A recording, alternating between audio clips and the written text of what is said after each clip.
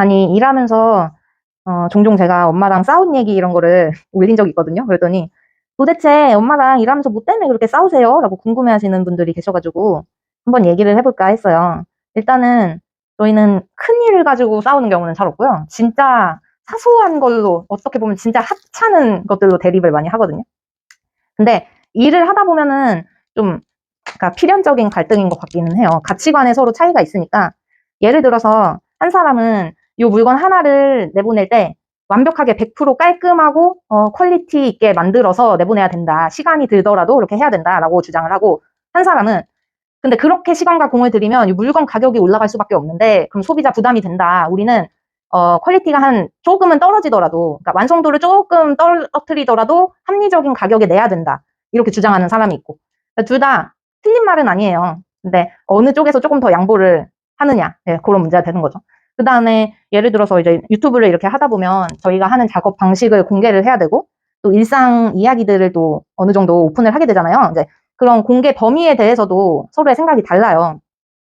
한 사람은 최대한 많이 들려주고, 최대한 많이 알려주고, 좀 재밌게, 유쾌하게 이렇게 봐야 된다라고 생각하는 반면에, 또 한 사람은, 근데 그렇게까지 오픈을 해도 괜찮을까? 이게 좀 조심스럽게 생각해 볼 문제가 아닐까? 어느 정도는 약간, 공개하는 거 좀 그 고려를 해봐야 되지 않나라고 살짝 보수적으로 생각하는 사람이 있는 거죠. 이제 그런 의견이 부딪히면 또, 뭐, 일을 하나를 추진하는 데 있어서 약간 갈등이 생기고 눈치를 보게 되죠. 그 다음에 정말 일상적인 얘기들. 택배 상자가 막 배송이 왔어. 그래서 여기 쌓여 있어요. 그러면 어떤 사람은 이거 바로바로 좀 정리해서 포개가지고 착착착착 정리를 바로 해놓으면 나중에 고생을 안 하지 않냐. 근데 왜 이렇게 걸어 다니는데 거추장스럽게 다 이렇게 쌓아놓고 지금 방치를 하냐 하는 사람과, 지금 다른 할 일들이 쌓여가지고 바빠 죽겠는데 그거 조금 밀어놓고 나중에 하면 된다. 네.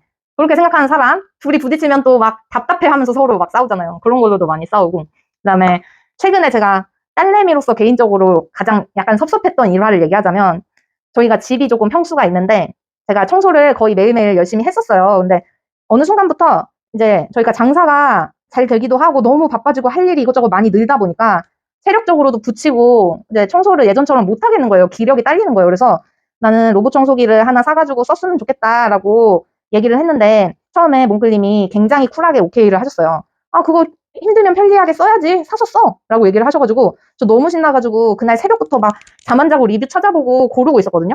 근데 다음날 딱 되자마자 몽클님이 근데 애몽아, 그 로봇 청소기라는 거는 아직까지 잔고장도 많다고 하고, 평이 그렇게까지 좋지는 않으니까, 일단은 청소를 손으로 열심히 해보자. 대신에 엄마가 많이 도와줄게. 엄마가 해줄게. 라고 하셔가지고, 아, 그래, 일단은 뭐, 엄마 해주신다고 하니까, 도와주신다 하니까, 그냥 있어보자 했는데, 네. 청소는 잘 이루어지지 않고 있습니다.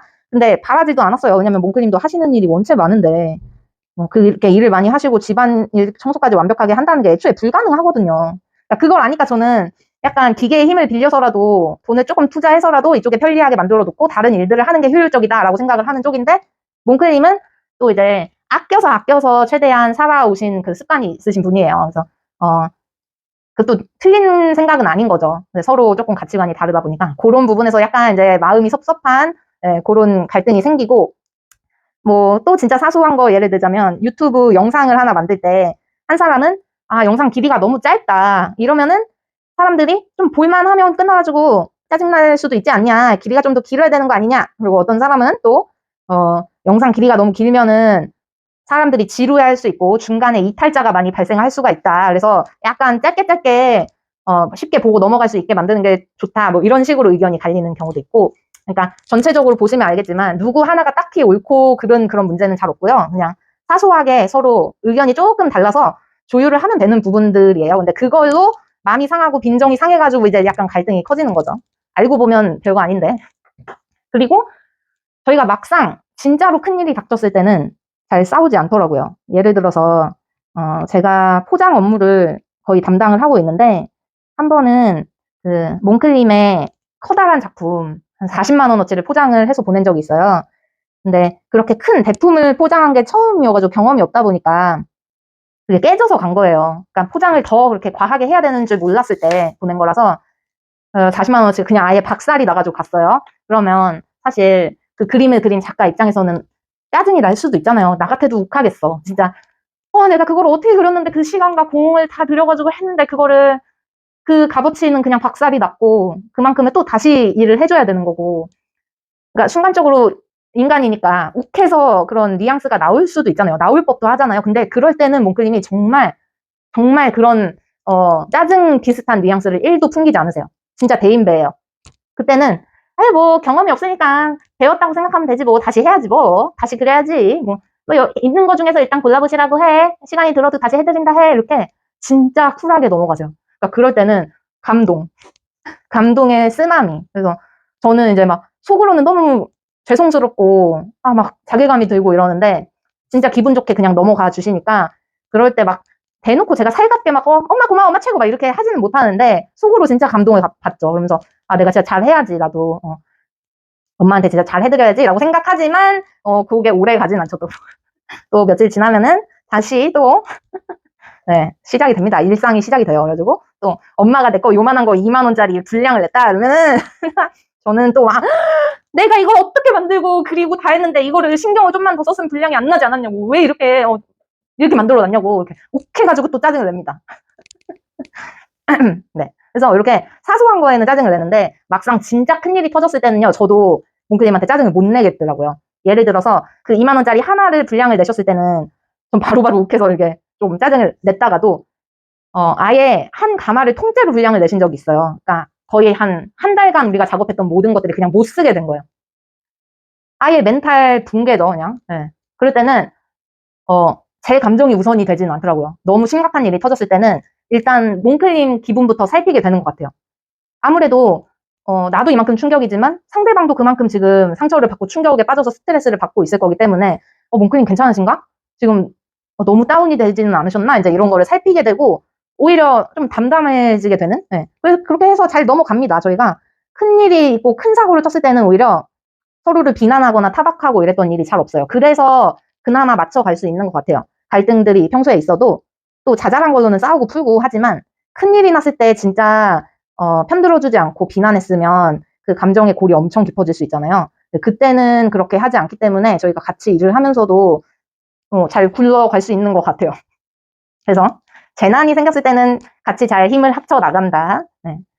그래서 저희는 이렇게 사소한 것들로 투닥거리면서 즐겁게 살아가고 있고요. 걱정하실 정도로 크게 싸우는 일은 잘 없습니다. 사실 사업 초반에는 정말 장난 아니었어요. 좀 진짜 말도 못하게 많이 싸웠었고 약간 그거 같아요. 부부들이 처음에 따로 살다가 합쳐가지고 살기 시작하면 서로 다른 남녀가 조정을 하면서 맞춰가야 되는 그 기간이 있어서 엄청 처음에는 싸운다면서요. 몇 년 정도 조정을 해야지 맞춰간다고 그렇게 들었거든요. 저는 몽클님이랑 일을 하면서 진짜 부부가 된 것 같았어요. 저희도 몇 년간을 싸우면서 서로를 더 알아가고 조정해가는 약간 조율해가는 방법을 깨우치는 시간을 가졌다. 그래서 처음 2, 3년은 정말 너 죽고 나 죽자 하면서 싸웠어요. 정말 모녀 사이 이러다가 어떻게 되는 게 아닌가 싶을 정도로 심각하게도 싸워봤고 했는데 그게 이제 연차가 쌓이고 서로 조금씩 더 존중하는 방식을 깨우치면서 이제는 똑같은 비슷한 상황이 생겨도 조금씩 더 부드럽게 조율을 하고 넘어갈 수 있는 그런 노하우가 생긴 것 같기도 하고 전처럼 갈등이 막 폭발하게 상황이 만들어지지가 않는 것 같아요. 이제는 서로 미리 눈치를 좀 딱 채가지고 이때 건드리면 큰일 난다. 지금 잘못 건드리면 이제 큰일 난다. 얌전히 있자. 요런 이제 눈치 파악도 많이 하고 말을 욱해서 하려다가도 조금 한 번 더 참게 되는 그런 부분도 있고 요 시기만 지나가면 그래도 평화로워져 라는 그런 깨달음이 있기 때문에 경험에 의해서 많이 합리적으로 이제 조율을 할 수 있는 단계가 온 것 같아요. 그래서 약간 부부의 세계 불륜편 말고 일상생활 갈등 편을 겪고 있다고 생각하시면 될 정도로 약간 부부처럼 살고 있습니다. 하지만 즐거워요, 여러분. 네, 가족끼리 안 싸우고 살 수는 없는 거고요. 가족끼리 일을 같이 하면 더더욱 그렇습니다. 가족이랑 같이 일해보신 분들은 정말 공감하실 거예요. 안 싸우면서 일할 수는 없어요. 이게 생계가 달려있는 일이고 진짜 먹고 살아야 하는 일이 걸린 거잖아요. 그렇기 때문에 서로 양보하기가 쉽지 않은 거예요. 왜냐면 이게 옳다고 생각하니까 진짜 내 믿음에는 그게 맞으니까 이거를 밀고 나가야지만 되는 거고 오히려 진짜 사소한 부분들은 양보를 할 수가 있거든요. 일상생활에서 막 예를 들어서 나는 저녁에 피자 파스타를 먹고 싶은데 몽클님이 자꾸 해장국을 먹고 싶대. 아, 그럼 내 스타일 아니지만 그런 거는 100번 양보할 수 있어요. 음식 메뉴 정하고 이런 거. 뭐, 가고 싶은 곳 있다? 그런 거 다 맞춰줄 수 있어. 근데 이제 일을 하면서는 포기가 안 되더라고요. 그 몽크님도 마찬가지실 거예요. 이 일을 자꾸 발전시키고 우리가 더 나은 방향으로 가야 되는데 서로 옳다고 생각하는 그 방향이 다르다 보니까 거기서는 양보하기가 힘든 거죠. 이게 생계가 달렸으니까. 네. 그래서 가족끼리 일을 하다 보면은 크게 싸울 수밖에 없는 것 같기는 해요. 아무튼 가족과의 동업을 고려하고 계시는 분들이 있다면 조금 더 신중하게 생각하고 고려해보는 시간을 가지시는 것을 추천합니다. 네, 저희는 잘 이겨냈지만 서도 정말 쉽지 않았어요. 네. 하지만 지금은 매우 평화로운 몽클 사람이 2025년에는 더 즐겁고 행복한 모습을 많이 보여드리도록 하겠습니다. 감사합니다.